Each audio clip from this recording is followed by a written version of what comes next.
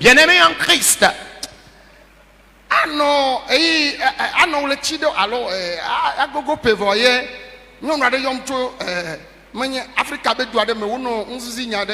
Il y a presque un an, une femme m'avait appelé d'un pays de l'Afrique et était en train de partager quelque chose avec moi. Et je lui ai posé la question, que s'est-il passé? Elle disait, ah, homme de Dieu, j'ai 4 enfants. Une fille et 3 garçons. Et la fille a environ 11 ans. Jusqu'à ce que la maman ne s'en rende compte,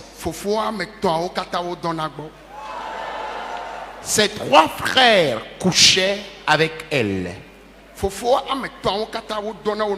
Ces 3 frères, ces 3 garçons couchaient avec leur petite sœur, l'unique fille.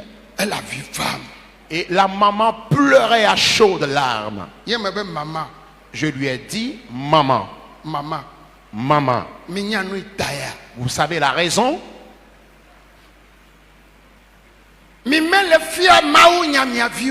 Vous n'enseignez pas la parole de Dieu à vos enfants.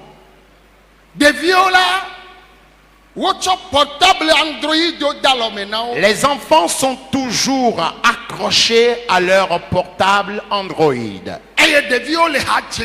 Et les enfants sont en train de s'amuser avec ces téléphones, ces portables. Eh bien, le monde a mis toutes ces mauvaises choses sur les médias.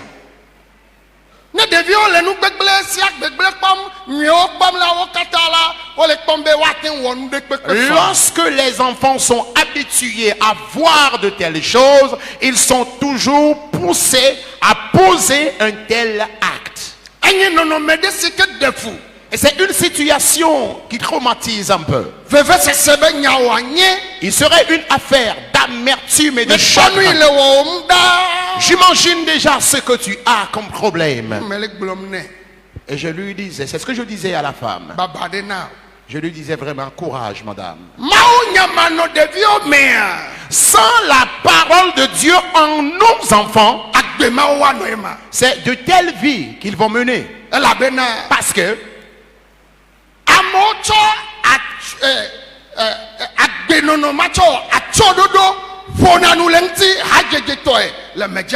les gens sont en train de s'enorgueillir avec ces modes de vie et parlent toujours de ces choses sur les médias, sur les réseaux sociaux. Ah, c'est vraiment triste que ton enfant, tes 3 garçons et leur fille ou leur petite sœur, l'unique fille parmi eux à l'âge de 11 ans, tous sont en train de coucher avec leur petite sœur. C'est vraiment triste, bien-aimé. Bien-aimé en Christ, sans la parole de Dieu dans le monde d'aujourd'hui, le monde serait pire que ce que nous voyons. Parce que le monde n'a pas peur. Leurs cœurs sont remplis de mauvaises choses. Alors les personnes ambulantes sont abominables, sans aucune crainte, dans l'impudicité. Ce n'est même plus que la chose est gâtée, c'est que la chose a pourri. Et je lui ai dit, conduis tes enfants vers la parole de Dieu. Et la parole de Dieu va restaurer leur vie. La parole de Dieu va restaurer leur vie. Alors, quel que soit l'amour que tu témoignes à ton enfant, les terrains que tu achètes, les véhicules que tu achètes, les maisons que tu possèdes, les belles maisons que tu possèdes, si tu n'arrives pas à construire la vie de tes enfants, vous n'avez pas un avenir. Parce que ta relève a déjà pourri. Et cela n'entrerait pas dans ton avantage.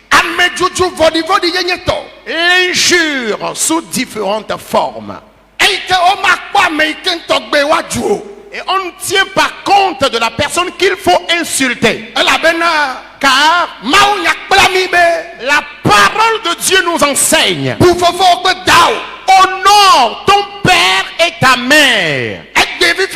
Et aujourd'hui, si moi, Paul Dodjinoumovi, je me lève vers mon papa, et mon papa a fait quelque chose qui m'a énervé, et que je sors, et je commence par insulter mon papa, imbécile papa, tu n'es qu'un chien toi papa. Ce que tu as fait là, tu es un méchant père. La façon dont tu es là, imbécile à ta maman. Mon enfant serait en train d'apprendre la même chose de moi. La façon dont je traite mon papa, mon fils est en train d'apprendre cela. Et cette génération n'a pas d'avenir à suivre. Mais la descendance ou la génération qui a un avenir meilleur, c'est cette génération qui reçoit l'éducation de la parole de Dieu. Et la Bible nous interdit de faire ceci ou cela. Bien-aimés en Christ, éduquons nos enfants selon la parole de Dieu.